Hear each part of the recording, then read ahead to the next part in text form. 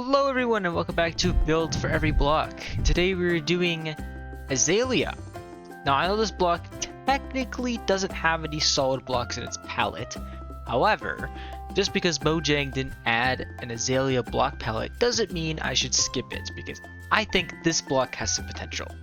And maybe, just maybe, we'll get it in the future, because I mean there's so many Azalea block mods out for it already. But that aside, let's get to the plan, shall we? To the reference board. So, for starters, this build will be both smaller and simpler than andesite, just because I can only build on that scale every once in a while. But, more importantly, I didn't think I needed to go as big in order to create something cool, so I kept it within a reasonable size. Also, this reference board is going to have much fewer references than andesite, as that was a style I was not comfortable with. However, I am very comfortable with this style, so I didn't feel like I needed as many references because I had a pretty good idea of what it was going to look like from the get-go. Now to start off with, I actually wanted to see what an azalea tree looked like in real life, as when you go bigger, you usually have to scale everything up, and the flowering azalea leaves were just not big enough to give the tree enough color. So I wanted to see what they actually looked like.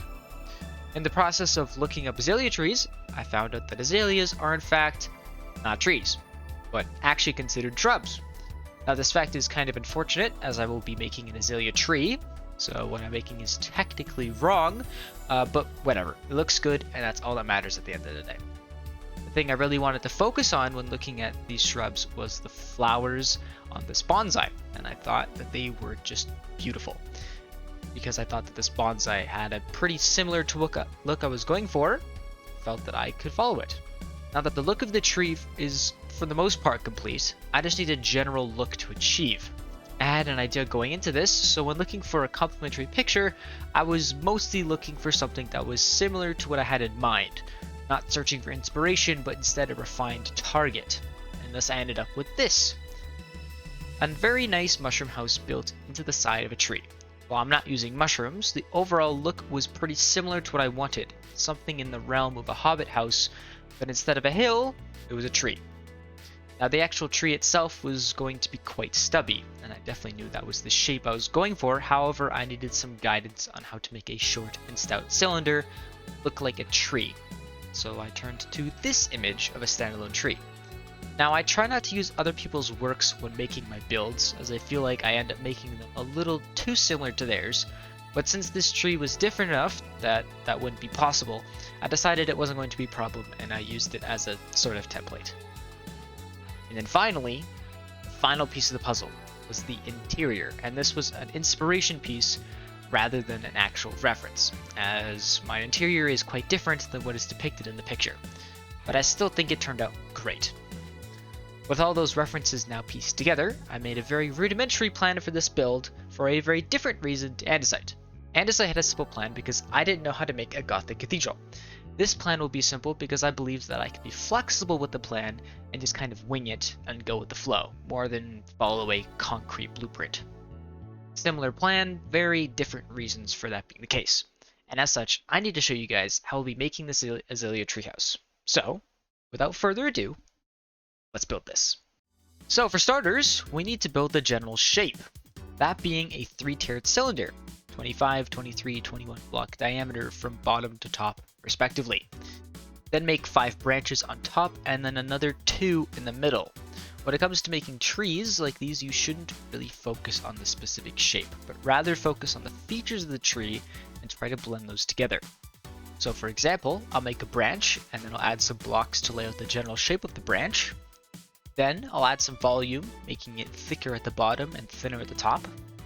And then I'll round out the tree where the branch makes contact to make it look like it's growing out of it. When it comes to trees, don't focus too much on the specifics too soon, or you'll end up with a tree that just doesn't look right. Make a general skeleton and then build out from it from there. And then we have the roots. This part is pretty easy, as it's just sloping the sides of the tree and then having them spread out in a pretty straight direction. For added flavor, I added a bit of rooted dirt at the end of these roots, just to tie back the azalea tree, as they also create rooted dirt. Now for the top. Leaves are actually your best friend when it comes to making trees. This is because leaves are actually pretty opaque. 2 layers of leaves and you can't really see anything anymore. So making all sorts of small branches is unnecessary as you'll never see them anyways. Make the major branches and then add leaves going in all directions. This can simulate having a bunch of small branches. I definitely use this a lot when creating trees because at the end of the day, the skeleton of the tree is just to create features you'll actually see. The leaves are there to cover up all of the mistakes and make it so you have to show less. More leaves, less work, easier life, wise words to live by. Now it's time for the fun part, or the worst part.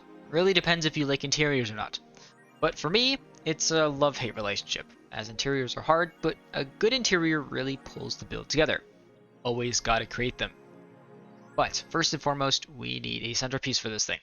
Since this is an azalea build, we need azaleas in here. So I created a small green space with some azalea bushes and utilized the space for a central staircase to go to the second floor. As for the sides, I created some storage because all builds need storage. For the back, I created a furnace space as well as a fireplace-like thingy. Not sure what exactly to call it, but it requires a smokestack, which looks really nice on the outside. Just something extra to make the tree look lived in. Now for the second floor, we have 3 main areas: the bedroom, the enchanting station, and the deck entrance. The bedroom isn't anything special, as there isn't much room here to make anything specific, so just some beds and extra decorations to make it not so bland.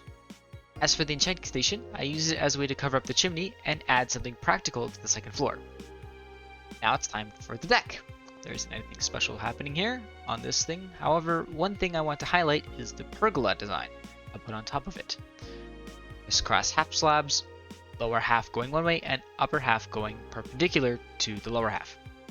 Then I added some azalea leaves and moss to have a plant wrapping effect, so there is a little more going on here than just a bland pergola. But right below the deck, I added a small fire pit area.